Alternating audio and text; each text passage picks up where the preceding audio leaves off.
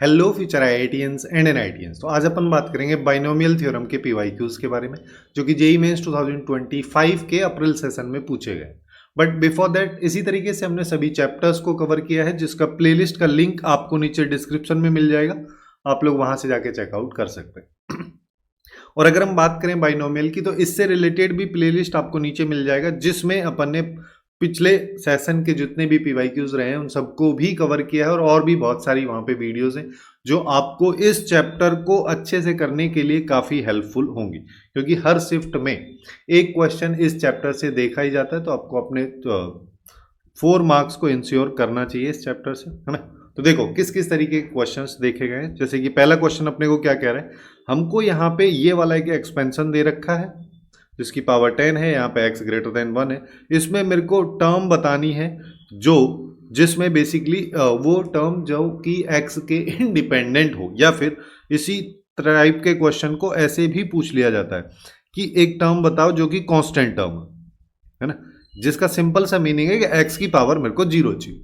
अब x की power 0 के लिए जब भी हम एक्सपेंशंस वगैरह को देखते हैं तो ये थोड़ा सा सिंप्लीफाई होता है, a प्लस बी की पावर n वाला, तो काफी आसानी से कर लेते, लेकिन ये काफी कॉम्प्लेक्स दिख रहा है।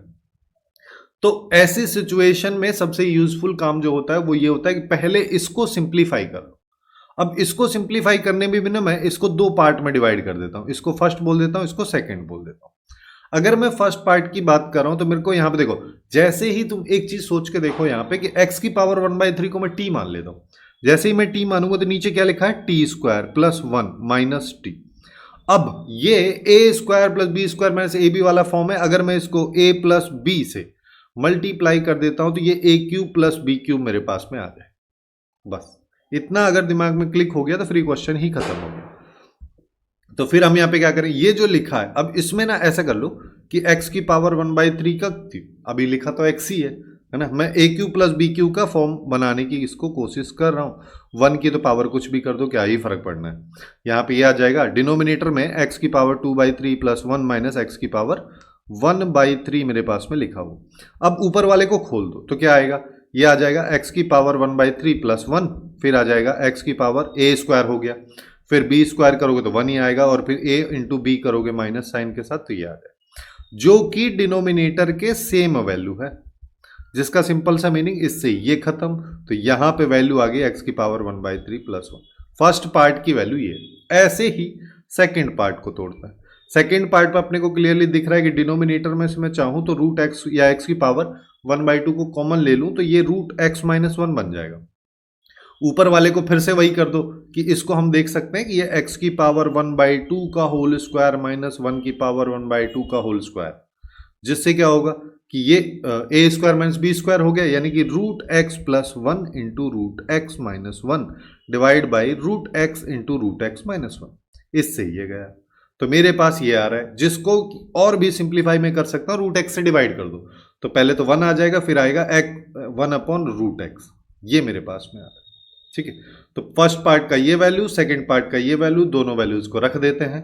ठीक है, यहाँ पे माइनस है तो यहाँ पे आ जाएगा हमारे पास में x की पावर 1/3 प्लस 1, दूसरे वाले में माइनस कर दो तो माइनस वन अपॉन एक्स की पावर 1/2। रूट एक्स को मैं ऐसे लिख देता हूँ, जिसकी पावर 10, इससे ये गया तो यहाँ पे आया x की पावर 1/3 माइनस एक्स की पावर माइनस 1/2 लिख देता हूँ इसको 10। अब a plus B, a minus B का फॉर्म बन गया है।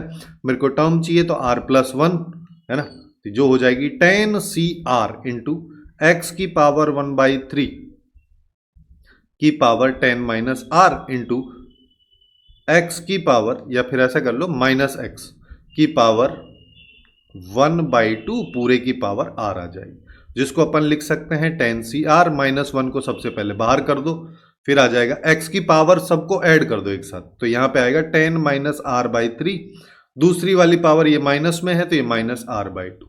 मेरे को क्वेश्चन में क्या पता है कि मेरे को इंडिपेंडेंट x चाहिए, यानी कि ये वैल्यू, ये वाली जो वैल्यू है ये 0 होनी चाहिए। तो ये 0 कब होगी वो देख लेते हैं। तो यहाँ पे 10 minus r/3 minus r/2 equals to 0, तो ये वैल्यू आ जाएगी r/2 के बराबर। क्रॉस मल्टीप्लाई कर दो तो ये हमारे पास में 3r आ गया, यानी कि वैल्यू आ गई है मेरे पास 5r equal to 20। That means r की वैल्यू 4 आ गई। अब ये हमसे ये नहीं पूछा है कि कौन सी टर्म, ये पूछा है कि टर्म एग्जैक्टली होगी क्या। तो जब r की वैल्यू 4 रखोगे तो टर्म होगी फिफ्थ, जो क्या हो जाएगी 10c4, बाकी सब तो x हो गया, और -1 की पावर आ जाएगी 4, तो जो प्लस में आ जाएगा। तो ये बेसिकली 10c4 की वैल्यू पूछ रहा है, यानी कि 10 इंटू 9 इंटू 8 इंटू 7, और ये 4 इंटू 3 इंटू 2 इंटू 1, 6 फैक्टोरियल से 6 फैक्टोरियल खत्म हो जाएगा। तो अब यहाँ पे देख लो 4 8, 8 से 8 गया, 3 से ये गया 21, और 210 हमारे पास में आ जाएगा, जो कि सी ऑप्शन में दे रखा है। तो ये इसका करेक्ट आंसर हो जाएगा। काफ़ी आसानी से क्वेश्चन सॉल्व भी हो गया। थोड़ा सा अलग टाइप का तो नहीं था, लेकिन ये वाला थोड़ा सा अलग टाइप का क्वेश्चन है, जिसमें अपने को यहाँ पे NCR के समेशन वाली सीरीज दे रखी है, जिसकी एक वैल्यू दी हुई है, फिर अल्फा बताना, यानी कि पहले इसको सिंप्लीफाई करना रहेगा। तो इसको सिंप्लीफाई करने के लिए ना मैं ऐसा करता हूँ, 10 की पावर r से डिवाइड कर देता हूँ। तो यहाँ पे क्या आया, r इक्वल टू 0 से हम 10 तक जा रहे हैं, और ये आ जाएगा यहाँ पे बचेगा 10 माइनस 1/10 की पावर r, और ये हो जाएगा 11cr+1। इसको अगर मैं आगे लिखूं तो इसको सेपरेट कर देते हैं, r इक्वल टू 0 से 10 हो गया, यहाँ पर आ जाएगा 10 इंटू 11cr+1 माइनस यहाँ पे r इक्वल टू 0 से 10 पे आ जाओ 1/10 की पावर r इंटू 11cr+1। अब देखो पहले वाला तो काफ़ी इजीली सॉल्व हो जाएगा, क्यों? क्योंकि देखो इसको भी मैं दो अलग अलग पार्ट में कर देता हूँ, इसको फर्स्ट पार्ट बोल देता हूँ, इसको सेकंड पार्ट बोल। जब मैं फर्स्ट पार्ट को सॉल्व कर रहा हूँ तो मेरे को पता है 10 एक कांस्टेंट है जो कि समेशन से बाहर आ जाएगा, तो यहाँ पे r इक्वल टू 0 से 10 आ जाएगा, ये आएगा 11cr+1, जिसको खोल के लिखोगे तो ये आ जाएगा 11c1 11c2, इस तरीके से चलता जा रहा है 11c11 तक। अब यहीं पे तुमको एक चीज याद आनी चाहिए, वो ये कि nc0 nc1 nc2 से ncn तक का सम 2 की पावर सॉरी 2 की पावर n के बराबर होता है। अब 2 की पावर n के बराबर ही जब यहाँ पे अपर इंडेक्स n होता है, अब यहाँ पे अपर इंडेक्स 11 है, तो ये 2 की पावर 11 के बराबर होगा। लेकिन दिक्कत यहाँ पे अभी भी ये है कि ये c1 से स्टार्ट हो रहा है और हमको पता है c0 से स्टार्ट करना है, तो मैं क्या करता हूँ 11c0 इसमें ऐड कर देता हूँ, ऐड किया तो मेरे को सब्ट्रैक्ट भी करना पड़ेगा। अब देखो यहाँ पे क्या करें, ये तो 10 आ गया, इस पूरे की वैल्यू हो गई 2 की पावर 11 माइनस nc0 की वैल्यू 1 होती है, तो ये 1 आ जाएगा, फिर चाहे n कुछ भी रहे। ये हमारे पास में फर्स्ट वाले पार्ट की वैल्यू आ गई। अब सेकंड वाले पार्ट पे आ जाओ। सेकंड वाले पार्ट में थोड़ी सी दिक्कत ये है कि हो क्या रहा है कि यहाँ पे r+1 है, लेकिन यहाँ पे r है। अगर मेरे को दोनों चीज़ों को सेम करना है तो मैं एक्चुअली में क्या करता हूँ, इसको 10 से ऊपर नीचे मल्टीप्लाई कर देता हूँ। जैसे ही मैंने ऊपर नीचे मल्टीप्लाई किया तो 10 मेरा बाहर आ जाएगा, r की वैल्यू 0 से अपने पास 10 तक चली जाएगी, और यहाँ पे हो जाएगा 11cr+1, और ये हो जाएगा 1/10 की पावर r+1। अब अगर तुमको इतना दिख रहा है तो इसको देखो, इसको अगर अपन देखें तो ये क्या आ जाएगा, 10 को बाहर ले लेते हैं तो ये हो जाएगा 11c1 1/10, फिर 11c2 1/10 का स्क्वायर, इस तरीके से चलता जा रहा है। यहाँ पे आएगा 11c11 1/10 की पावर 11। अब एक चीज़ देखो, है ना, अब ऐसा इसका कोई डायरेक्ट फॉर्मूला है नहीं, लेकिन इसका एक रियलाइजेशन है जो तुम कर सकते हो। जैसे अगर मैं 1 + x की पावर n की बात करता हूँ तो इसका एक्सपेंशन क्या होता है nc0, फिर क्या होता है nc1 इंटू x, फिर क्या होता है nc2 इंटू x², फिर nc3 इंटू x की पावर 3 हो जाएगा। इस तरीके से चलता जाता है। अब ऐसा ही कुछ ये है कि यहाँ पे अगर तुम इस वैल्यू को x समझ लो तो ये x का होल स्क्वायर हो गया, ये x की पावर उतनी होगी जितनी c के लोअर इंडेक्स में लिखा हुआ है। 11 लिखा है तो यहाँ पे भी 11 है, यहाँ पे 1 है तो यहाँ पे भी 1 है, यहाँ पे 2 है तो यहाँ पे भी 2 है। जिसका मतलब मैं एक्चुअली मैं इसको क्या लिख सकता हूँ, ये आ जाएगा, देखो 10 तो मेरे पास में बाहर ही आ गया, और ये पूरा समेशन जो है ये लिखा हुआ है 1 + x, x क्या है यहाँ पे 1 + 10, और पूरे की पावर n, है ना, n यहाँ पे क्या है 11 है, तो वही n यहाँ पे आ जाएगा, तो ये वैल्यू इसके बराबर हो जाएगी। जिसको अगर देखोगे तो 10 इंटू यहाँ पे आ जाएगा, इसको सिंप्लीफाई कर लो, 11 की पावर 11 हो गया, 10 की पावर 11 हो गया। जिसको चाहो तो ऐसे लिख सकते हो 10 इंटू 11 की पावर 11 माइनस डिवाइड बाई 10 की पावर 10, एक 10 इसको हटा ही देते हैं ना, हाँ ऐसे कर लो कि इससे एक 10 को काट देते हैं, 10 की पावर 10 बच जाएगा। अब जो क्वेश्चन में दोनों वैल्यूज आ चुके हैं तो दोनों का ऐड सब्ट्रैक्ट जैसा बोल रहा है कि सब्ट्रैक्ट करना है तो कर देते हैं, और हमको घूम फिर के उसको इस तरीके के फॉर्म में कन्वर्ट करना है कि डिनोमिनेटर में 10 की पावर 10 रहे। तो मेरे पास पहले वाली वैल्यू है ये वाली, इस वैल्यू को भी खोल के लिख देता हूं कि ये आ जाएगा 10 इंटू 2 की पावर 11 माइनस 10। फिर अपने पास में यहां पे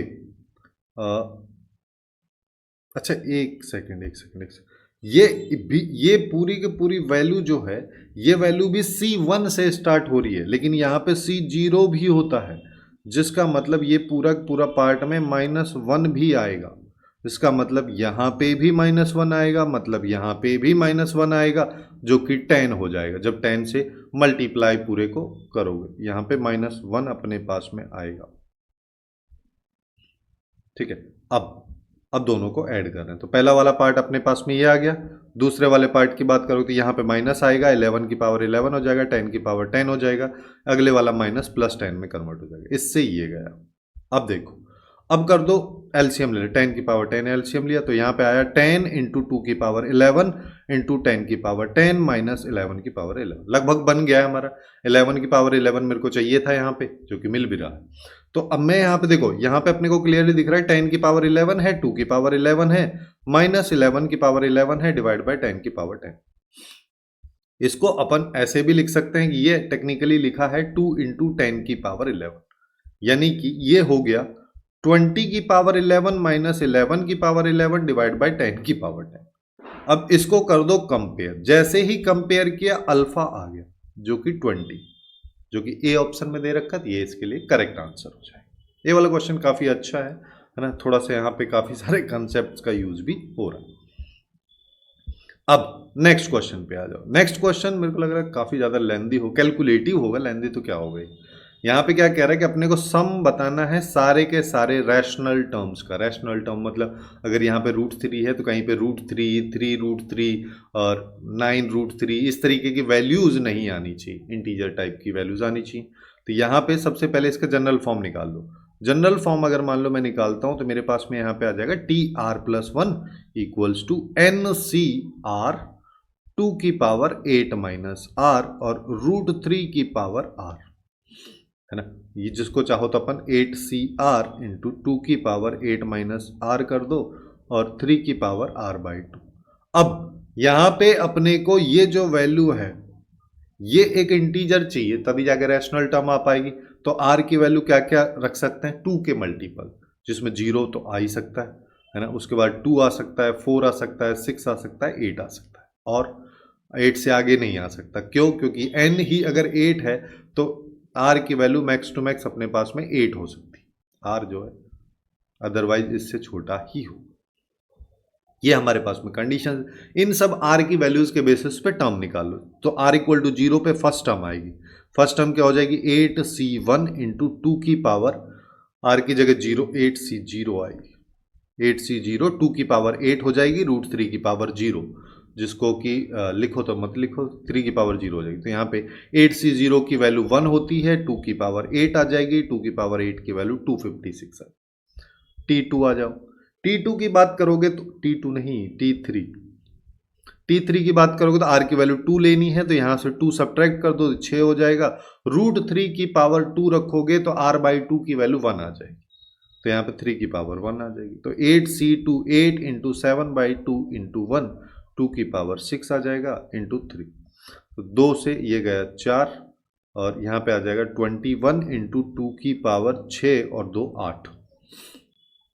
तो इसको अपने को मल्टीप्लाई करना है, यानी कि 256 इंटू 21। तो 21 को अगर मान लो मैं यहाँ पे मल्टीप्लाई करूँगा तो मेरे पास में 21 इंटू 6 अगर मैं करता हूँ तो 126 आता है, तो 12 बच गया। 21 को अगर मैं 5 से मल्टीप्लाई करूँगा तो 105 आएगा, तो 117 हो जाएगा, तो 7 आ जाएगा। फिर हमारे पास में एक देखो 6 हो गया, 7 हो गया, 42 में ऐड करेंगे तो ये 53 हो जाए। ये हमारे पास में T3 की वैल्यू आई। T5 क्योंकि R की वैल्यू 4 है तो 8C4 हो जाएगा। फिर 2 की पावर 4 हो जाएगा, रूट 3 की पावर 4 होगा तो 3 की पावर 2 हो जाएगा। इसको देखो तो 8 इंटू 7 6 5, 4 फैक्टोरियल खत्म हो जाएगा, यहाँ पे 4 इंटू 3 इंटू 2 इंटू 1 आ जाएगा, ये 2 की पावर 4 और ये आ गया 9। ठीक है, 6 से 6 गया, 4 से ये गया, और हमारे पास में देखो 9 को 5 से मल्टीप्लाई करेंगे, ये अपने पास 45 आएगा, 45 को 2 से मल्टीप्लाई कर दो तो 90 हो गया, 90 को 6 से मल्टीप्लाई 7 से, तो 90 जो है वो ये देगा, और 2 का पावर 4 ये 16 है। तो अब देखो सबसे पहले 0 आया, 8 आ जाएगा, है ना, और अपने पास में ये 96 हो गया, और 4 ऐड करोगे तो 100 आ जाएगा, ये मेरे पास में आया। T5 भी हो गया, R की वैल्यू 4 हो गई, तो T6 नहीं यार 7 निकाल लो, यानी कि 8C6, जिसका मतलब 2 की पावर 2 हो जाएगी, रूट 3 की पावर 6 यानी कि 3 की पावर 3। तो 8C6 NCR और NCN-R दोनों की वैल्यू बराबर होती है, तो इसकी वैल्यू 8C2 के बराबर होगी। 8C2 मैं ऑलरेडी निकाल चुका हूं, 8 इंटू 7, चलो ऐसे ही कर लो, तो यहाँ पे 2 का पावर 2 हो जाएगा, और ये 27 मेरे पास में आ जाएगा, तो यहाँ से 4, तो 2 का पावर 4, 2 का पावर 4 की अगर बात करोगे तो 16 हो गया, इंटू 7 आ जाएगा, इंटू 27 आएगा। ठीक है, इस वैल्यू को भी निकाल लेते हैं। इस वैल्यू को अगर मान लो मैं निकालता हूं तो मेरे पास में देखो यहाँ पे 100 ये हो गया, इसको 27 से मल्टीप्लाई कर दो, ठीक है, तो ये आ जाएगा 4, है ना, 5 बचा, 2 ये हो जाएगा, और ये आ जाएगा 30, ये अपने पास में। ठीक, चलो कैलकुलेशन एक बार देख लेना, ठीक है, वैल्यू सही आ रही है कि नहीं आ रही। अब लास्ट बच गया T 9th टर्म, जो कि R की वैल्यू 8 लेनी है, तो 11 ये आ जाएगा, 2 का पावर 0 हो जाएगा, रूट 3 का पावर 8 यानी कि 3 की पावर 4 आ जाएगा। तो बाकी सब, इसकी वैल्यू 1, इसके अगले वाले की वैल्यू 1, 3 की पावर 4 जो कि 81 आ गया। अब मेरे को बस इन सबको ऐड ही करना है, तो इन सबको ऐड कर दो। ऐड करने के लिए मैं क्या करता हूँ, लास्ट डिजिट देख लेता हूँ, तो 6 4 10 16 और 1 17, यानी कि 7 आएगा लास्ट में, जो कि डी ऑप्शन में है, देख लेना भाई। सबको ऐड करोगे तो घूम फिर के सबका समेशन जो है वो 18,817 आना चाहिए, ये इसका आंसर हो जाए। चलिए अब नेक्स्ट क्वेश्चन पे आ जाए। नेक्स्ट क्वेश्चन जो है फिर से एनसीआर सीरीज टाइप का क्वेश्चन है, जहां पे आर दे रखा है, 2 की पावर आर, ये सब अपने को दे रखा है। मैं इसको फिर से सेपरेट करने की कोशिश करता हूं। सेपरेट अगर अपन इसको करेंगे तो ये हमारे पास में यहाँ पे r इक्वल टू 1 से n तक आ जाएगा, जिसको मैं लिख सकता हूँ r इंटू 2 की पावर r, और यहाँ पे हो जाएगा 9cr प्लस, फिर यहाँ पे आ जाएगा r इक्वल टू 1 से ये, इसको 9cr को पहले लिख दो, चलो 3/2 की पावर r। तो ये वाला फॉर्मेट तो मेरे को लगभग दिख रहा है, लेकिन दूसरे वाले फॉर्मेट के लिए हम यहाँ पे क्या कर सकते हैं कि इसके लिए ना एक चीज यूज कर, देखो पहले इसको मैं फर्स्ट, इसको सेकंड बोल देते हैं, इसको हम फर्स्ट बोल देते हैं, ठीक है। मैं पहले सेकंड वाला बता रहा हूँ। सेकंड वाला क्या है कि वही सेम चीज है कि यहाँ पे 3 को अगर मैंने बाहर ले लिया तो r इक्वल टू 1 से 9 है, ये 9cr और 1/2 की पावर r, जिसका मतलब 3 अगर बाहर है तो ये हो जाएगा 9c1, है ना, इंटू 1/2, फिर 9c2 इंटू 1/2 का स्क्वायर, इस तरीके से चल रहा है, 9cn इंटू 1/2 का पावर 9। बस इसमें एक वैल्यू ऐड करनी है जो कि तुमको भी पता है, nc0 और माइनस nc0 कर दो। जैसे ही मैंने ये किया तो ये जो पूरक पूरा है, जैसे पिछले क्वेश्चन में मैं अभी बताया, देखो यहाँ वाले में हम कहाँ पे डिस्कस, कहीं पे तो किए थे अभी इसको, ये रहा कि ये जो फॉर्मेट अभी हमने डिस्कस किया 1 प्लस एक्स की पावर n वाला फॉर्मेट किया था, वैसे ही अभी 1/2 की पावर बढ़ती हुई जा रही है, लेकिन उसमें nc0 है नहीं, तो nc0 अगर नहीं है तो मैं ऐड कर देता हूं, जिससे क्या होगा 1/2 की पावर 0 ऐड होगी। 1/2 की पावर 0 का कोई मतलब ही नहीं है, क्योंकि वो तो वैल्यू ही 1 देगा, तो इसकी वैल्यू हो जाएगी 1 प्लस 1/2 की पावर n विच इज 9, तो ये हमको देगा 3 की पावर 9/2 की पावर 9, ठीक है। तो इस वैल्यू को मेरे को 3 से मल्टीप्लाई करना है, तो 3 की पावर 9 बाई 2 की पावर 9 माइनस 1, ये भी हमारे पास में आ रहा है, इस चीज को भूल नहीं जाना। तो ये क्या हो जाएगा 3 की पावर 10, या फिर ऐसे कर लो 3 इंटू, क्योंकि 3 बाई 2 की पावर 9 के फॉर्मेट में मेरे को इसको बनाना है, तो 3 इंटू 3 बाई 2 की पावर 9 माइनस 3, ये मेरे पास में सेकेंड पार्ट आ चुका। अब मेरे को फर्स्ट पार्ट निकालना है, ठीक है। तो फर्स्ट पार्ट को मैं यहां पे निकालता हूं कि मेरे पास में जो एक्चुअली में दे रखा है r इक्वल टू 1 से 9 तक r बाई 2 की पावर, इसको ऐसे कर लो कि 9cr into r divide by 2 की पावर। मैं अगर इसको कन्वर्ट कर दूं किसी और चीज में तो मेरा काम बन जाएगा बहुत आसानी से, जिसके लिए हम यहां पे क्या कर सकते हैं कि ये लिखा है r इंटू NCR। अब अगर मान लो मैं इसको कन्वर्ट करना चाहता हूं तो देखो, वैसे तो इसका डायरेक्ट फॉर्मूला भी होता है, बट बिना फॉर्मूले के भी मैं तुमको बता रहा हूँ कैसे तुम कर सकते हो। r फैक्टोरियल यहाँ पे r रहने दो, ऊपर आ जाएगा n फैक्टोरियल और यहाँ पे आएगा r फैक्टोरियल और यहाँ पे आएगा n माइनस r फैक्टोरियल। फिर हम क्या कर सकते हैं कि इसको देखो, r से r अगर मेरे को कैंसिल करना है तो नीचे, सबसे पहले नीचे मैं क्या करूंगा r into r minus 1 factorial. अब ये वैल्यू चेंज नहीं हो सकती n माइनस r के फैक्टोरियल की, तो मैं ऊपर वाले को n into n minus 1 factorial कर देता हूं, इसको ऐसे लिख देता हूं। अभी लिखा सेम ही है n माइनस r फैक्टोरियल। इससे होगा क्या, r से r गया, और n को अगर मैं बाहर ले लूं तो है ना, n को अगर मैं बाहर ले लूं तो ये n माइनस 1 CR माइनस 1 बनेगा, और n की वैल्यू अपने को यहाँ पे पता है कि 9 है, तो यहाँ पे क्या आ जाएगा, ये वैल्यू हमारे पास में टेक्निकली बराबर आ जाएगी कि n यानी कि 9 समेशन r इक्वल टू 1 से 9 तक, और ये मेरे पास में हो जाएगा n माइनस 1 यानी कि 8 हो गया CR माइनस 1, और ये आ गया 1 बाई 2 की पावर r, ये मेरे पास में बन गया, ठीक है। एक r मेरे पास में टेक्निकली यहाँ पे खत्म हो गया। अब मैं तुमको पहले पिछले क्वेश्चंस में भी ये सेम चीज हम डिस्कस किए थे कि अगर यहाँ पे है तो यहाँ पे भी सेम कर दो, जिससे कि वो 1 प्लस एक्स की पावर n वाला फॉर्मेट बन जाए। तो मैं क्या कर सकता हूँ, यहाँ पे हम ना 2 से ऊपर नीचे मल्टीप्लाई, इसको सेपरेट कर दो, ठीक है, ये एक सेपरेट चीज है। 2 से ऊपर नीचे जैसे ही मैं मल्टीप्लाई करूंगा तो हम नीचे वाले 2 को बाहर ले लेते हैं, ये आ गया 9 बाई 2, यहाँ पे समेशन r इक्वल टू 1 से 9, यहाँ पे 8CR माइनस 1, तो ये आ जाएगा 2 अपॉन 2 की पावर r, जिसको मैं लिख सकता हूँ, इस 2 को यहाँ पे 1 कर दो, इसको 1 अपॉन 2 की पावर माइनस 1 कर दो, जो अल्टीमेटली अपने को देगा यही कि 1 अपॉन 2 की पावर r माइनस 1, ये मेरे पास में आ गया।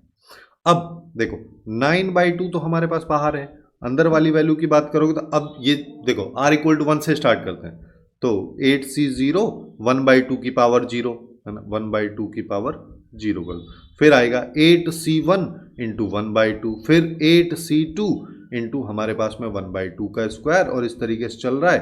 लास्ट में आ जाएगा 8C8 1 बाई 2 की पावर 8। ये तो एग्जैक्टली वही बन गया। अब मेरे को NC0 वाला फॉर्मेट ऐड करने की जरूरत ही नहीं है, जिससे ये 9 बाई 2 हो गया, ये आ जाएगा 1 प्लस 1 बाई 2 की पावर 8, जिसको हम लिख सकते हैं 9 इंटू 3 की पावर 8 बाई 2 की पावर 8 इंटू 2, और इसको कर दो, यहाँ पे 3 कर देता हूँ, ये आ जाएगा 3 की पावर 9, और इसको इस पूरे को निपटा दो, ये 2 की पावर 9 है, ठीक है। ये मेरे पास में आ गई, दोनों वैल्यूज आ चुकी हैं। तो फर्स्ट वाली वैल्यू देखो, फर्स्ट वाली और सेकेंड वाली, फर्स्ट वाली वैल्यू अपने पास में क्या आ रही है, ये आ रही है 3 इंटू 3 बाई 2 की पावर 9, ये रहा, ठीक है।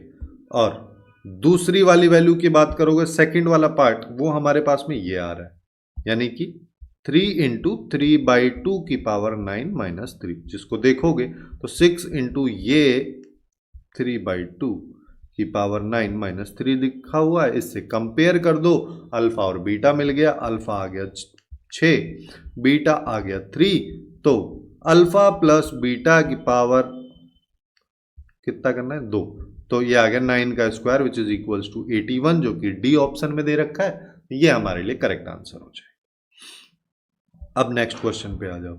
नेक्स्ट क्वेश्चन अपने को ये वाला दे रखा है, ठीक है। यहाँ पे एक मल्टीनोमियल टाइप का दे रखा है कि इसकी वैल्यू इसके बराबर है, तो तो ये जो है इसमें से अगर मैं ये सब्ट्रैक्ट करता हूं तो ये इसके बराबर आता है, जिसमें मेरे को एक्चुअली में k बताना है।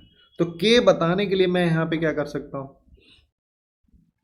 देखो सबसे पहली चीज तो ना कि अपन इसको आसान बनाते हैं कि मेरे को ये वाली ऑड वाली टर्म सबसे पहले चाहिए, जिसके लिए मैं जो अपन बेसिक फंडा में करते हैं जब सम ऑफ कोफिशिएंट्स वगैरह निकालते हैं, जहाँ पे डिफरेंशिएशन इंटीग्रेशन वाले कंसेप्ट को आपने पढ़ा होगा कि उसकी हेल्प से अगर कोई कोफिशिएंट्स मल्टीप्लाई में है बाइनोमियल कोफिशिएंट्स के साथ में या डिनोमिनेटर में उसके साथ है, तो किस तरीके से उसकी वैल्यूज निकाली जाती है ना, वैसा ही फंडा अपन यहाँ पे कुछ लगा रहे हैं। मैं यहाँ पे डायरेक्ट ये कर सकता हूँ कि मैं ना x की जगह 1 डाल देता हूँ इस वाली इक्वेशन। जैसे ही 1 पुट किया तो लेफ्ट में आया ये, राइट साइड की बात करोगे तो यहाँ पे A0 A1 A2 ये सब करके A20 तक का सम आ गया। अब एक बार फिर से x की जगह -1 पुट कर दो। -1 अगर मान लो मैंने पुट किया तो यहाँ पे एक 1 से एक 1 खत्म हो जाएगा, एक बचेगा तो 1 की पावर 10 यानी कि 1 आ जाएगा। यहाँ पे देखोगे तो ये A0 आ गया, माइनस आ जाएगा, एक बार प्लस आएगा, फिर माइनस आएगा, इस तरीके से चलता जाएगा। तो A1 A3 A5 ये सब माइनस में है तो A20 प्लस में रहेगी। मैं इन दोनों को सब्ट्रैक्ट कर देता हूं जिससे कि मेरे पास ये वाला पोर्शन आता है। जैसे ही मैं सब्ट्रैक्ट करूंगा तो यहाँ पे 3 की पावर 10 -1 आ जाएगा, यहाँ पे 2 टाइम्स आएगा। और सब्ट्रैक्ट अगर हम करेंगे तो A0 से A0 कैंसिल हो जाएगा तो बचेगा A1, फिर अगले वाला A3 बचेगा, फिर A5 बचेगा, लास्ट में ऑड यानी कि A19 तक बचेगा। तो A1 प्लस A3 से सम टिल A19 ये आ जाएगा 3 की पावर 10 -1/2 इसके बराबर। अब दूसरा अपने को चाहिए A2। A2 का मतलब क्या हो रहा है, A2 का मतलब हो रहा है कि x स्क्वायर का कोफिशिएंट मेरे को चाहिए। अब x स्क्वायर का कोफिशिएंट क्या आ रहा है ये भी हमको देखना पड़ेगा, जिसके लिए ना मैं यहाँ पे मल्टीनोमियल वाला कंसेप्ट लगा देता हूँ कि मेरे को पता है कि ये मल्टीनोमियल है, ठीक है। तो इसको मैं क्या कर सकता हूँ कि r+1 टर्म की अगर बात करोगे तो n फैक्टोरियल रहेंगी, 10 factorial divide by r1 factorial, r2 factorial, r3 factorial. पहले वाले की पावर 1 की पावर r1, x की पावर r2 और x स्क्वायर की पावर r3। तो बेसिकली ये हमको दे रहा है 10 factorial divide by r1 factorial, r2 factorial, r3 factorial, और 1 की पावर तो कुछ भी कर लो, उसको लिखो या मत लिखो। तो x की पावर क्या हो जाएगी r2 प्लस 2r3। यहाँ पे एक और चीज ध्यान रहे कि r1 plus r2 plus r3 की वैल्यू n यानी कि 10 के बराबर होती है। अब क्वेश्चन के अकॉर्डिंग अगर हमको चलना है तो मेरे को एक्स स्क्वायर का कोफिशिएंट चाहिए, जिसका मतलब ये वैल्यू 2 के बराबर आनी चाहिए। तो मेरे पास अभी कंडीशन क्या आ गई, मेरे पास कंडीशन आ गई 2 प्लस r3 ये 2 के बराबर हो, इस तरीके से चीजें चले। तो हम यहाँ पे सबसे पहले r3 ले लेता हूँ, फिर r2 ले लेता हूँ, फिर r1 ले लेता हूँ, तीनों का सम 10 के बराबर भी होना चाहिए। मैं क्या करता हूँ r3 की वैल्यू 0 रख देता हूँ, r3 की वैल्यू 0 रखी तो r2 की वैल्यू 2 आ गई, तो बाकी बच गया 8। फिर अगर मैं r3 की वैल्यू 1 ले लेता हूँ तो ये हो गया 2, r2 plus 2 which is equal to 2, तो r2 की वैल्यू 0 हो गई थी, ये 9 आ जाएगा। r3 की वैल्यू 2 हो गए तो ये 4 हो जाएगा, अब ये तो गया आगे है ना। तो r की वैल्यू r1 r2 r3 की वैल्यू कभी नेगेटिव में भी नहीं हो सकती, तो केवल 2 ही कॉम्बिनेशन मेरे पास में बनेगी। तो अब हमको चाहिए कोफिशिएंट, ठीक है, A2 विच इज कोफिशिएंट है ना। तो कोफिशिएंट अगर मान लो मेरे को चाहिए तो सबसे पहले मेरे को R1 R2 की वैल्यूज के बेसिस पे बात कर रहे हैं, यहाँ पे इनके कोफिशिएंट कुछ है नहीं, तो सबसे पहले 10 फैक्टोरियल आएगा। पहले वाले केस में क्या आएगा 0 फैक्टोरियल, 2 फैक्टोरियल, 8 फैक्टोरियल। दूसरे वाले केस में 10 factorial plus 1 factorial, 0 factorial, 9 factorial. दोनों को सिंप्लीफाई कर लो तो ये आ गया 10 into 9 into 8 factorial divide by 2 into 1 into 8 factorial, ये हो गया।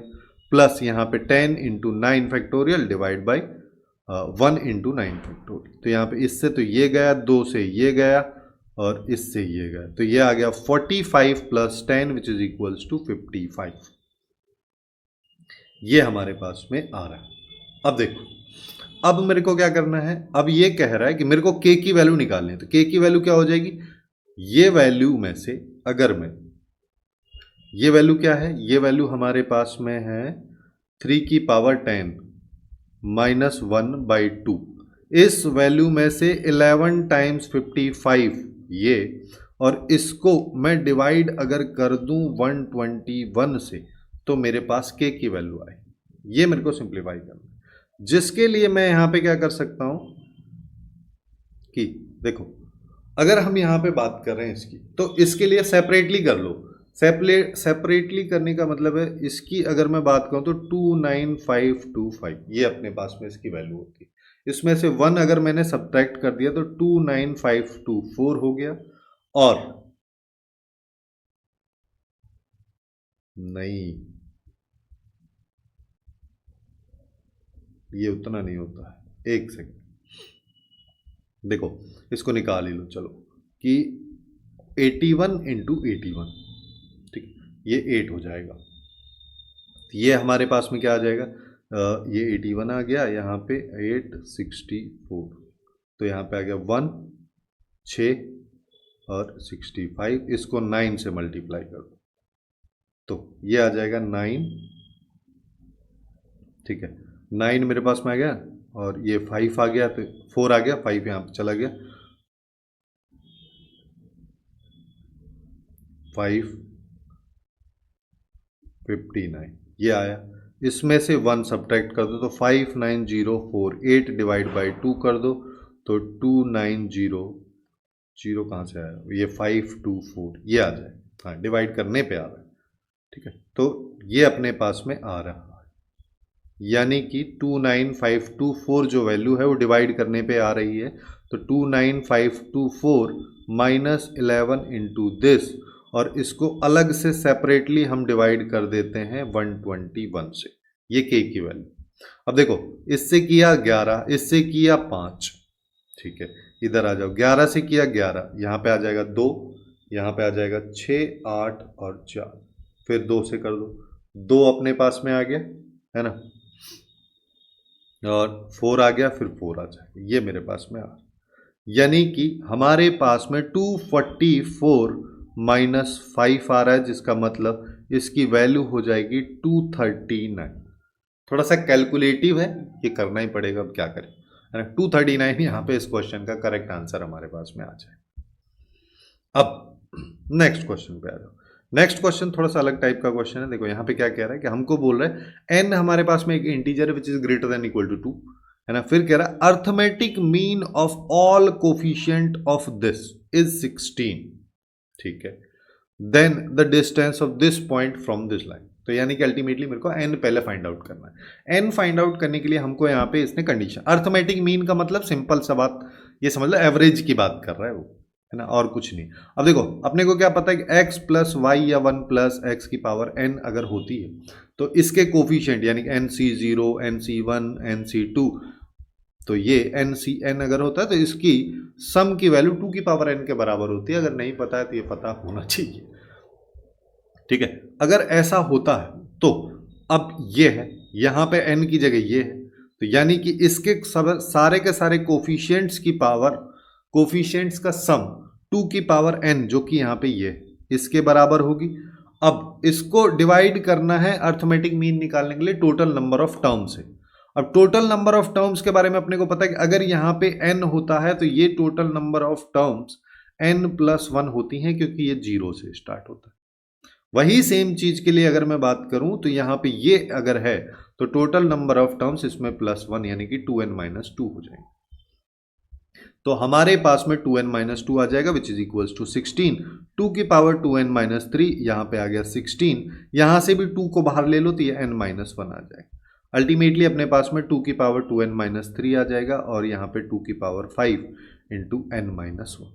अब देख लो, अब अपन n की वैल्यू पुट कर लेते हैं। सबसे पहले 2 पुट करेंगे, 2 पुट किए तो 2 की पावर 5 राइट साइड में आएगा और यहाँ पे 1 हो जाएगा, और 3 पुट करेंगे तो 6 में से 3 गया 3 आ जाएगा, लेकिन वो तो फिर भी नहीं आ रहा है इसके बराबर। 4 पुट करेंगे तो 8 में से 3 गया 5 आ गया, लेकिन यहाँ पे फिर 3 आ जाएगा। 5 अगर मैं पुट करूंगा तो 10 में से 3 गया तो 2 की पावर 7 आ जाएगा, और यहाँ पे 2 की पावर 5 आ रहा है, और 5 में से 1 पुट किया माइनस किया तो 2 की पावर 4 बच गया, यानी कि 2 की पावर 2 बच गया। अच्छा, दोनों बराबर भी आ गए, तो यानी कि n की वैल्यू मेरे पास में 5 हो गई। अगर n की वैल्यू 5 हमारे पास में हो गई है तो p पॉइंट निकाल लो। तो p पॉइंट क्या हो गया, 10 में से 1 गया तो 9 आ गया, 25 में से 20 गया तो 5 आ गया। अब निकाल लो परपेंडिकुलर डिस्टेंस। तो परपेंडिकुलर डिस्टेंस क्या होती है कि x, सबसे पहले लाइन को इस फॉर्मेट में लिखते हैं, ax plus B Y plus C equals to 0, तो लिख दिया। उसके बाद पॉइंट को इसमें पुट कर दो, तो 9 प्लस 5 माइनस 8। उसके बाद x और y के कोफिशिएंट्स के स्क्वायर का सम का रूट ये ले लो। ये लिया तो ऊपर आ गया 6, नीचे आया √2। तुम चाहो तो इसको 36 कर दो, इसको 2 कर दो, तो √18 आ गया, जिसको अपन लिख सकते हैं 3√2, क्योंकि 9 इंटू 2 लिख देंगे, 9 बाहर आएगा तो 3 हो जाएगा, जो कि डी ऑप्शन में हमको दे रखा है। तो ये हमारे लिए यहाँ पे करेक्ट आंसर इसका हो जाएगा। अब नेक्स्ट क्वेश्चन पे आ जाए। नेक्स्ट क्वेश्चन में क्या कह रहा है कि इसके एक्सपेंशन में अपने को रेशियोज के बारे में बात हो रही है, ठीक है। अब कौन सा रेशियो, पहला टर्म हमारे पास में है 15th टर्म फ्रॉम स्टार्टिंग, ठीक है। दूसरा ये कह रहा है कि 15th टर्म फ्रॉम एंड। अब एक चीज समझो कि जब मैं, अगर मेरे पास में n total number of terms लिखी हुई हैं, जैसे कि यहाँ से 1 2 3 से n तक, अगर मैं यहाँ से बोल रहा हूँ कि मेरे को pth टर्म चाहिए स्टार्टिंग से, और पीछे से अगर मेरे को बोलना है तो अपने को क्या करते हैं, n माइनस p प्लस 1, ये वाला फंडा, ठीक है। तो अब अगर मान लो, तो अगर पीछे से निकालना है तो मैं चाहूं तो आर्थ टर्म या फिर कोई भी टर्म निकाल लेता हूं, लेकिन अगर उसी टर्म को, पीथ टर्म को पीछे से अगर मेरे को बात करनी है तो मेरे को ये करना पड़ेगा। बस जो सीक्वेंशियल सीरीज में जनरली अपन पढ़ते हैं उसी फंडे को अपने को यहाँ पे अप्लाई करना है कि 15th टर्म फ्रॉम स्टार्टिंग का मतलब n minus 15 plus 1 which is equals to n minus, देखो टोटल नंबर ऑफ टर्म्स यहाँ पे क्या होंगी, सबसे पहले n तो होंगी नहीं, यहाँ पे होंगी n प्लस 1, उसमें से माइनस कर देना है, फिर प्लस कर लो। तो अब हमारे पास में यहाँ पे आ गया n माइनस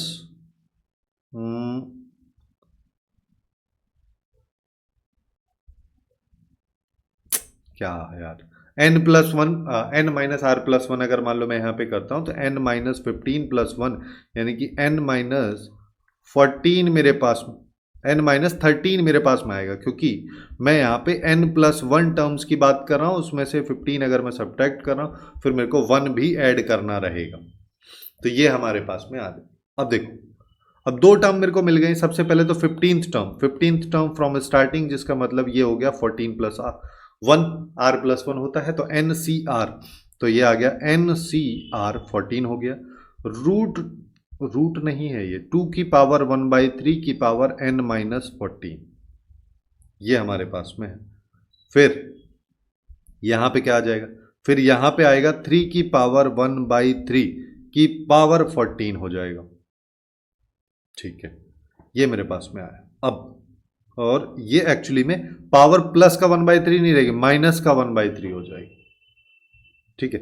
अब ऐसे ही मेरे को 15th टर्म फ्रॉम एंड चाहिए, यानी कि स्टार्टिंग से मेरे को n माइनस 13th टर्म चाहिए, जो कि n minus 14 plus 1 r plus 1 होती है, तो ये आएगा। तो ये आ जाएगा NCn माइनस 14, फिर यहाँ पे 2 की पावर 1/3 और n माइनस 14 करोगे तो बचेगा 14, और यहाँ पे 3 की पावर माइनस 1/3 की अगर बात करोगे तो यहाँ पे आ जाएगा n माइनस 14, ये मेरे पास। अच्छा, ये प्लस का 14 माइनस का 14 बचेगा हमारे पास, सॉरी प्लस का ही 14 बचेगा। चलो, ये मेरे पास में आ रहा है। अब देखो, अब यहां पे अपने को पता है देखो यहां पे अपने को क्या पता है, NCR और NCn माइनस R दोनों बराबर होता है, जिस हिसाब से NC14 और NCn माइनस 14 दोनों बराबर होगा।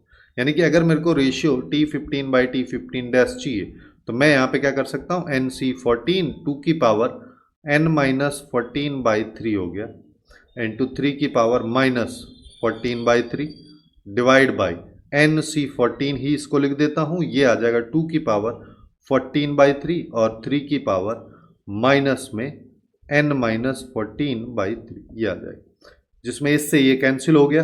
अब देखो 2 की पावर क्या आ जाएगा, 2 की पावर पहले वाली तो n माइनस 14 है, n माइनस 14/3 है, दूसरे वाले 2 को ऊपर ले जाओ न्यूमरेटर के साथ ही, तो यहाँ पे ये ऊपर जाएगी तो पावर माइनस में आ जाएगी, तो यानी कि ये वाली वैल्यू भी -14/3 हो जाएगी। सेम तरीके से 3 की पावर की अगर बात करोगे तो ऊपर ऑलरेडी -14/3 है, नीचे वाला ऊपर जाएगा, इस वजह से माइनस को सेपरेटली भी मैं लिखा हूं, ऊपर वाला नीचे ऊपर जाएगा तो प्लस हो जाएगा, तो ये पावर वही की वही रह जाएगी, यानी कि n-14 ये। अब दोनों की पावर सेम है तो दोनों वैल्यूज को मल्टीप्लाई कर दो, ये वैल्यू आ जाएगी n-14 which is equals to 6 की पावर n-14 जिसको हम लिख सकते हैं n-28/3। क्वेश्चन के अकॉर्डिंग ये जो रेशियो था ये 1/6 के बराबर था, जिसका मतलब ये सब 6 की पावर -1 के बराबर। अगर ये सब 6 की पावर -1 के बराबर है, दोनों के बेस बराबर हैं तो पावर भी बराबर होंगी, तो n-28/3 इक्वल्स टू -1, जिसका मतलब n-28 इक्वल्स टू -3, जिसका मतलब n इक्वल्स टू 25। अगर n 25 आ गया है तो ये हमसे पूछना चाह रहा है 25C3, यानी कि 25 into 24 into 23 divide by 3 into 2 into 1, 6 से गया 4, 25 इंटू 4 किया 100, 100 को 23 से मल्टीप्लाई किया तो 2300 आ जाएगा, जो कि अपने को ए ऑप्शन में दे रखा है, तो ये इसका करेक्ट आंसर हमारे पास में हो जाएगा। अब नेक्स्ट क्वेश्चन पे आ जाओ। नेक्स्ट क्वेश्चन अपने को क्या कह रहा है, नेक्स्ट क्वेश्चन में ये स्क्वायर स्क्वायर करके इसने दे रखा है, ठीक है। इसको अगर तुम NCR के समेशन के फॉर्मेट में लिखना चाहो तो R इक्वल टू 1 से 15 तक जा रहे हैं, R स्क्वायर इंटू NCR लिखा। अब जब भी इस तरीके का सिनेरियो हमारे पास में रहता है तो हमको क्या पता है, हमको कुछ चीजें याद होनी चाहिए, जैसे NCR के समेशन की बात अगर R की पावर 0 से n तक की जाती है तो 2 की पावर n यहाँ पे होता है। अगर यही चीज n 1 से की जाती है, R इक्वल टू 1 से, तो 2 की पावर n और फिर आगे -1 मेरे पास में हो जाता है। और फिर और थोड़ा सा आगे चलते हैं कि अगर मान लो अपने को कहीं पे ऐसा दे रखा है R इक्वल टू 0 से n R इंटू NCR, इस वैल्यू की अगर बात करूं जिसमें R की वैल्यू 1 से स्टार्ट होगी, क्योंकि 0 से अगर स्टार्ट करोगे R की जगह 0 रखोगे, पहले वाली टर्म ही 0 हो जाएगी। इस वैल्यू की अगर हम बात करते हैं तो ये n इंटू 2 की पावर n-1 होती है। वहीं पे जब R इक्वल टू 1 से n तक जा रहे हैं, R स्क्वायर इंटू NCR लिखा है, तो ये value n into n plus 1 into 2 की पावर n-2 के बराबर होती है। ये 3 रिजल्ट हैं, काफी इंपॉर्टेंट है, आपको पता होना चाहिए। अब अगर इतना पता हो जाएगा तो क्वेश्चन बहुत जल्दी खत्म हो जाएगा, क्योंकि इस वैल्यू को अपन सीधा सीधा क्या लिख सकते हैं, ये आ जाएगी n की वैल्यू अपने को पता है यहाँ पे किसके बराबर है, 15 के बराबर, तो ये 15 आ गया, n प्लस 1 ये 16 हो गया, और 2 की पावर n-2, तो 15 माइनस 2 किया तो 13 आ गया। तो 15 को 3 इंटू 5, क्योंकि ये प्राइम फैक्टर्स में कर रहा है, तो यहाँ पे 2 की पावर 4 हो गया इंटू 2 की पावर 13 हो गया। हमको पता चला 2 की पावर 17, 3 की पावर 1, 5 की पावर 1, m n k सब आ गया। तो m plus n plus k की वैल्यू की बात करोगे 17 plus 1 plus 1 which is equal to 19, जो कि इस क्वेश्चन का आंसर होगा, जो अपने को कहाँ दे रखा है, बी ऑप्शन में, तो ये इसके लिए करेक्ट हो जाए। काफी सिंपल सा क्वेश्चन था। नेक्स्ट क्वेश्चन पे आते हैं जिसमें रिमाइंडर पूछा है। इस तरीके के क्वेश्चन तो काफी आसान होते हैं, तुम चाहो तो इसमें अपन क्या कर सकते हैं, 64 की पावर 64 का स्क्वायर, इसको ऐसे भी लिख सकते हैं, बट मैं बोल रहा हूं उतना भी क्या करना है, सबसे पहले इस पे फोकस कर लो, बेस वाले पे। बेस की बात करोगे तो 64 की पावर 64 है, 7 से डिविजिबिलिटी चेक करनी है तो 7 का मल्टीपल पहले ले लो, है ना। अगर तुमको ये सब नहीं आता है तो सेपरेटली मैं टॉप 30 टॉपिक्स में इससे रिलेटेड एक वीडियो बनाया है ना, उसका लिंक भी मैंने नीचे डिस्क्रिप्शन में डाल दूंगा, आप लोग वहां से जाकर चेकआउट कर सकते हैं कि रिमाइंडर कैसे निकाला जाता है, किन किन चीज़ों का अपने को ध्यान रखना होता है। तो यहाँ पे इसको 63 प्लस 1 कर दिया, ये 64 हो गया, ये 7 का ही मल्टीपल है, खत्म हो गया, तो यहाँ पे रिमाइंडर 1 की पावर 64 यानी कि 1 आया। अभी पावर बाहर की 64 बची हुई है तो ये आ जाएगा, इसकी वैल्यू भी 1 आई, तो 7 से डिवाइड करने पर रिमाइंडर 1 आता है। इस तरीके से सॉल्व कर सकते हैं। अब आते हैं नेक्स्ट क्वेश्चन पे। नेक्स्ट क्वेश्चन काफी कॉम्प्लिकेटेड टाइप का दिख रहा है मेरे को, क्योंकि ये 20C4 से स्टार्ट हो रहा है और ये 20C20 तक हमारे पास में जा रहा है। देखो इस क्वेश्चन को समझने के लिए ना हम सबसे पहले ये देख लेते हैं, जैसे 1 प्लस एक्स, यहाँ पे हालांकि एक बार प्लस एक बार माइनस है ना, तो मैं चाहूँ तो यहाँ पे 1 माइनस एक्स की पावर n भी ले सकता हूँ, बट मैं वो सब नहीं करना चाह रहा, ठीक है। मैं यहाँ पे फिर बाद में उसको कर लूँगा ओवरकम, कैसे करूँगा वो भी आपको देखना है ना। तो 1 प्लस एक्स की पावर n अपने को यहाँ पे लेना है, n की पावर मैंने 20 ले लिया। अगर मैं इसको लिखूँगा तो अपना क्या लिखेंगे, 20c0 plus 20c1 into x plus 20c2 x square, फिर 20c3 एक्स क्यूब, फिर 20c4 एक्स की पावर 4, 20c5 एक्स की पावर 5 एंड सो ऑन। ये चल रहा है। अब ये क्या कह रहा है, ये हमसे कह रहा है 20c4 से स्टार्ट करेंगे हम, ठीक है। अब जब इतना देख के तुमको ये याद आ गया होगा कि जब हम यहाँ पे कोफिशिएंट्स के सम वगैरह की वैल्यूज निकालते थे थ्योरी में, तो तुम क्या करते हो कि डिफरेंशिएशन वाला मेथड अप्लाई करते हैं। तो डिफरेंशिएशन जब यहाँ पे करोगे तो यहाँ पे आएगा 4, फिर एक बार और डिफरेंशिएशन कर दो तो फिर आ जाएगा 3। लेकिन ये कह रहा है कि मेरे को चाहिए स्टार्टिंग में 2 और 1। अब 2 और 1 अगर मेरे को चाहिए तो यहाँ पे जो x की पावर है वो 2 होनी चाहिए। अब x की पावर 2 कैसे आए, x की पावर 2 लाने के लिए मैं क्या करता हूँ, पूरी इक्वेशन को, ये जो इक्वेशन अपन ने बनाई इसको x स्क्वायर से डिवाइड कर दो। तो यहाँ पे क्या आ जाएगा 1 प्लस एक्स की पावर 20, और इसको ना x स्क्वायर से डिवाइड करते हुए मैं x की पावर -2 लिख देता हूँ, ठीक है। तो यहाँ पे क्या आ जाएगा 20c0 divide by x square, फिर यहाँ पे आ जाएगा 20c1 डिवाइड बाई, एक x कट जाएगा तो एक x बच जाएगा, तो यहाँ पे आ जाएगा डिवाइड बाई x। फिर अगले वाले टर्म जो है ये कांस्टेंट हो जाएगी, तो यहाँ पे आएगा 20c3 इंटू एक्स, और यहाँ पे आ जाएगा 20c4 इंटू एक्स स्क्वायर, और फिर यहाँ पे 20c5 इंटू एक्स क्यूब, और चलता है। जैसे अब अगर मैं इसको दो बार डिफ्रेंशिएट करूँ तो 20c4 के आगे 2 इंटू 1 आएगा, 20c5 के आगे 3 इंटू 2 आ जाएगा, अगर x की जगह -1 और या 1 पुट कर दिया तो। जिसके लिए अब अपने को इसको डिफरेंशिएट ही बस करना है, अब हो गया क्वेश्चन खत्म। तो डिफरेंशिएशन करेंगे पहली बार, तो पहली बार डिफरेंशिएशन करेंगे तो x की पावर -2 का किया तो -2 इंटू एक्स की पावर -3 आ जाएगा, और यहाँ पे 1 प्लस एक्स की पावर 20 आएगी, ठीक है। फिर प्लस x की पावर -2 को छोड़ देता हूँ, फिर 20 का किया, ये 1 प्लस एक्स की पावर 20 का किया तो 20 बाहर आ जाएगा, 1 प्लस एक्स की पावर 19। ये सब वैल्यू किसके बराबर आएगी, ये आएगी। अब इसका कर दो तो यहाँ पे आ जाएगा -20c0, और -3 से ये मल्टीप्लाई हो जाएगी -2 से, और नीचे x की पावर 3 आ जाएगी। इसको थोड़ा ध्यान से करना है। 1/x का डिफरेंशिएशन -1/x स्क्वायर आएगा, तो यहाँ पे माइनस आ जाएगा, ये 20c1/x स्क्वायर हो जाएगा, कांस्टेंट वाली टर्म खत्म हो गई।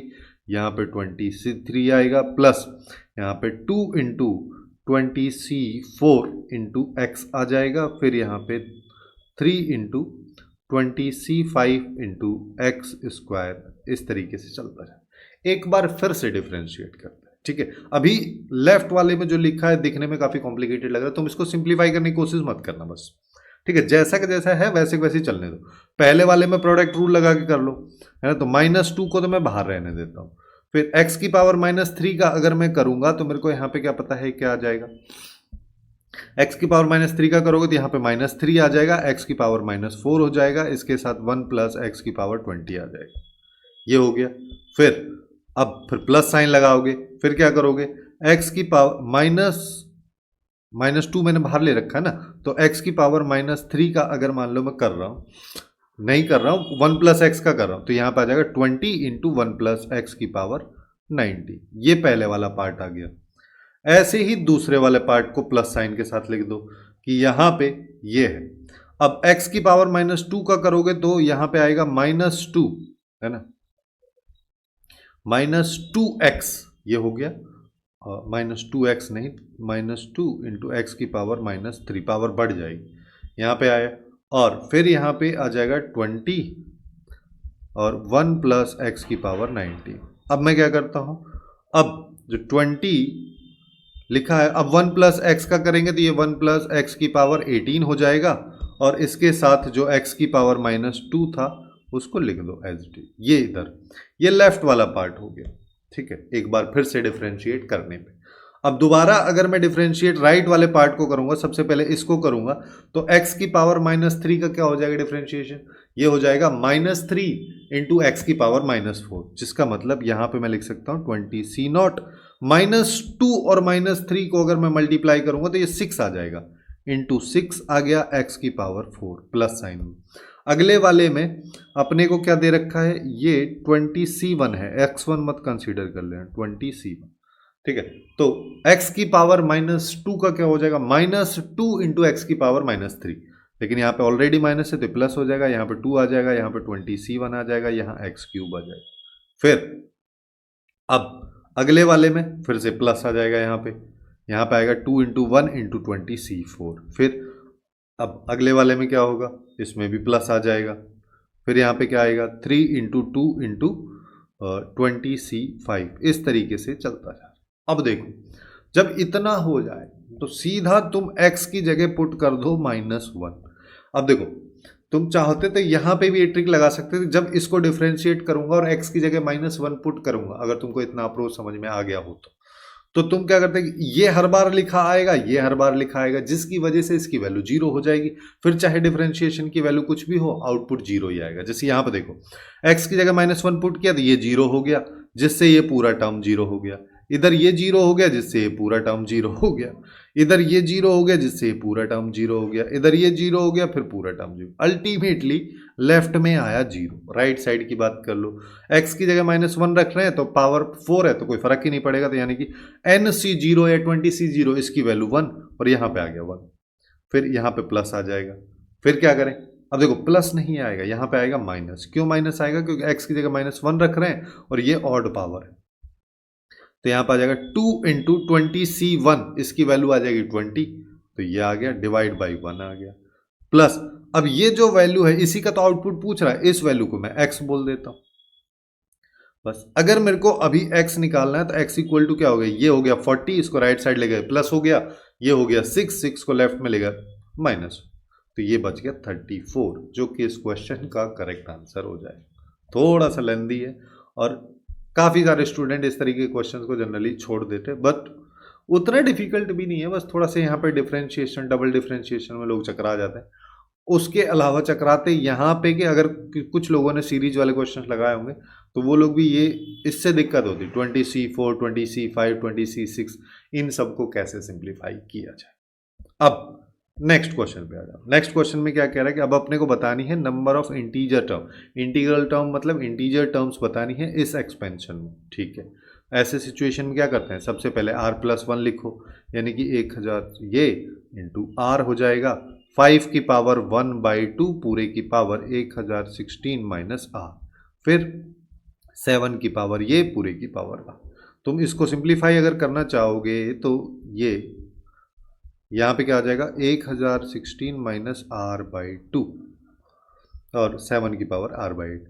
अब अगर मेरे को इंटीजर वाली टर्म चाहिए तो मतलब ये 5 और 7 की पावर्स भी इंटीजर में होनी चाहिए, तभी जाके हो पाएगा। तो ये वैल्यू एक तो इंटीजर में होनी चाहिए, जिसका मतलब इसको चाहो तो ऐसे कर दो -r/2, यानी कि ये कितना हो जाएगा, सॉरी 508 हो गया -r/2। ये इंटीजर कब बनेगा, जब r जो है वो मल्टीपल होगा किसका, 2 का। अब इधर आ जाओ, इसकी बात करोगे तो ये इंटीजर कब बनेगा, जब r मल्टीपल होगा 8 का। अब अगर r 2 का मल्टीपल है तो हम ऐसा तो कह नहीं सकते कि 8 का मल्टीपल भी होगा, लेकिन अगर कोई वैल्यू या कोई r की वैल्यू 8 का मल्टीपल है तो वो ऑब्वियस सी बात है 2 का मल्टीपल तो ऑलरेडी हो गया, तो मैं केवल और केवल 8 के मल्टीपल ढूंढ लेता हूँ। 8 के मल्टीपल ढूंढने के लिए अपन यहाँ पे क्या कर सकते हैं, सीधे सीधे वैल्यूज रख दो एक ही, 8 की 0 हो सकता है, 8 हो सकता है, 16, 24, और ये जो वैल्यू है ये खुद भी 8 का मल्टीपल है, तो लास्ट हम यहाँ तक जा सकते हैं, ठीक है। तो बस अब यहाँ पे अब इसको देखो कि ये एक्चुअली में एक AP है जिसका कॉमन डिफरेंस 8। अगर ऐसा है तो यहाँ पे टोटल नंबर ऑफ टर्म्स मेरे को बतानी है, जिसमें Tn टर्म ये दे रखी है, तो a plus n-1 into D, तो n-1 आ जाएगा ये बाई 8, तो ये कितना आ जाएगा हमारे पास में, ये 1 आ गया, और मेरे पास में 2 बचा, ये आ गया, तो n की वैल्यू होगी 128, जो कि अपने को C ऑप्शन में दे रखी है, तो ये इसके लिए करेक्ट आंसर हमारे पास में हो जाएगा। अब आते हैं नेक्स्ट एंड लास्ट क्वेश्चन पे इस सेगमेंट का, जिसमें अपने को क्या कह रहा है, लास्ट 2 डिजिट्स का प्रोडक्ट मेरे को बताना है। इसको खोलेंगे तो अब यहाँ पे इस क्वेश्चन को थोड़ा सा ऐसे समझो, ये ऐसा कह ही नहीं रहा, ये एक्चुअली में ऐसा कह रहा है कि जब मैं इस वैल्यू को 100 से डिवाइड करता हूं तो रिमाइंडर क्या बचता है। जो रिमाइंडर बचता है उनकी वैल्यूज, उनकी डिजिट्स को अगर मैं मल्टीप्लाई करूं तो आउटपुट क्या आता है, सेम ही चीज। ठीक है, तो अब अगर इतना क्लियर हो गया तो फिर तो बस 100 से डिविजिबिलिटी देखनी है, जिसके लिए अपन इसको क्या कर सकते हैं, ये हो जाएगा 1900 प्लस 19 और इसकी पावर ये, यानी कि ये तो गया, तो ये 19 की पावर ये आ रहा है, जिसको हम क्या कर सकते हैं। अब देखो 19 का स्क्वायर क्यूब ये सब करना थोड़ा डिफिकल्ट हो जाएगा, तो मैं ना इसको 20 माइनस 1 कर देता हूँ। जैसे ही मैंने ये किया, अब देखो, अब मैं इसको डायरेक्ट ट्रिक से नहीं कर रहा हूँ, मैं इसको स्टैंडर्ड मेथड से कर रहा हूँ कि ये x माइनस वाई की पावर n वाला है, तो इसको अगर खोलोगे तो ये क्या आएगा, ये आएगा 19 19 c 0 और यहाँ पे आता है 20 की पावर n माइनस आर आता है, तुम चाहो तो उसको r भी लिख सकते हो, है ना, मतलब इसी को मैं ऐसे भी लिख सकता हूँ -1 प्लस 20 की पावर ये, जिसका मतलब सबसे पहले -1 की पावर ये आ जाएगा, फिर क्या आएगा 20 की पावर 0, फिर अगले वाला टर्म 19c1 -1 की पावर 1918, फिर 20 की पावर 1, फिर यहाँ पे आएगा 19 ये c2 -1 की पावर 2 हटा दो तो ये 17 हो गया, 20 का स्क्वायर हो जाएगा, फिर ये इस तरीके से चलता जाए। अब इसका फायदा क्या है, इसका फायदा ये है कि जैसे ही 20 का स्क्वायर देखोगे, 20 का मतलब 2 इंटू 10 का स्क्वायर, यानी कि देखो ऐसे भी छोड़ो, ये इसका मतलब 400 हो रहा है, ठीक है। अब हर बार आगे जाओगे 20 का क्यूब रहेगा, तो मतलब 2 जीरो तो रहेगी रहेगी। अब मैं कह रहा हूं कि ये टोटल सम जो है ये 100 से डिवाइड करके मेरे को रिमाइंडर देखना है। जब मेरे को ये देखना है तो मेरे को ये पता चला कि ये वैल्यू और इसके आगे वाली वैल्यू में हर बार 100 आएगा, तो ये वैल्यूज तो कंप्लीटली डिविजिबल होंगी। तो मेरे पास बचे केवल ऑप्शन ये दोनों, ये वैल्यू और ये वैल्यू बचेंगी, क्योंकि तो यही तो रिमाइंडर होता है, तो इसको निकाल लो। तो यहाँ पे देखो सबसे पहले हमारे पास में क्या है, -19c 0, ये आ जाएगा, 20 की पावर वो सब गया, इसकी वैल्यू -1 हो जाएगी। चलिए प्लस अगले वाले की बात करोगे, अगले वाले की अगर मैं बात करूंगा तो मेरे पास में यहाँ पे क्या आ जाएगा 19c1 इंटू ये हो गया 20, ये मेरे पास में आ रहा है। अब देखो अगर ये मेरे पास में रिमाइंडर आ रहा है तो अभी अपन इसको चेक कर लेते हैं। पहले वाले की वैल्यू 1 हो गई, दूसरे वाले की बात करोगे 19 इंटू 2 0, ये अपने पास में आ गया। अब इसको निकालोगे तो ये हमारे पास में आ जाएगा 38 0 -1, जिसको सिंप्लीफाई करेंगे तो 38 379।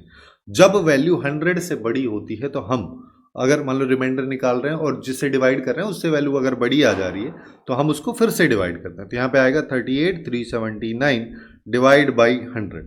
अब देखो सबसे पहले 300 को पकड़ेंगे अपन, यहाँ पे गया 83 आया, अब फिर हम इसको पकड़ेंगे तो फिर 37 आया, तो रिमाइंडर बेसिकली यहाँ पे ही आ जाएगा 79, ये हमारे पास में इसका रिमाइंडर आएगा। अब ये कह रहा है कि जो लास्ट के 2 डिजिट हैं वही तो ये रिमाइंडर भी है ना, तो उनका प्रोडक्ट बताना, तो प्रोडक्ट अगर करेंगे तो 63 आ जाएगा, जो कि इस क्वेश्चन का करेक्ट आंसर हमारे पास में हो जाएगा। तो कुछ इस तरीके से बाइनोमियल थ्योरम के क्वेश्चंस जो कि जेईई मेंस 2025 के अप्रैल सेशन में पूछे गए थे उन सबको अपन ने सॉल्व किया, है ना। आई होप सबको समझ में आ भी गया होगा। अगर बाकी चैप्टर्स आपको चेकआउट करने हैं तो उसका प्लेलिस्ट आपको लेफ्ट साइड में दिख रहा होगा, वहाँ से जाके भी बाकी चैप्टर्स को चेकआउट कर सकते। सो आज के लिए बस इतना ही। Hopefully you guys find it useful, and if you find it useful then please do like, share and subscribe.